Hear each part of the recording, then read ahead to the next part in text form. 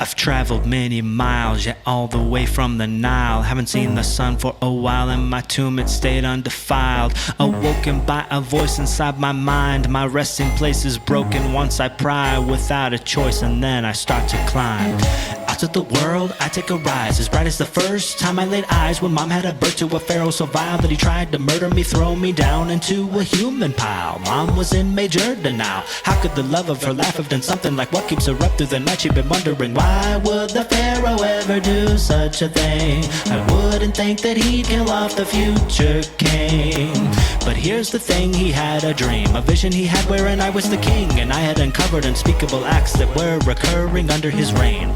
Fast forward to chapter 2, I've come of age and soon to rule. The pharaoh my father had planned for this day, so we had a witch through a curse or two, a precursor to my life in tune. For many a year, a silent room, until today, the voice of whom I follow to the ship of doom, helmed by people whom I don't presume have any kind of clue of the power reaching out to gather up a solid crew to take over all the world and everything that we once knew. And now I have a part within, and that is why I must pursue. I've been awoken, now it's time for me to have revenge. T.O. has spoken out, and now it's time to kill your friends.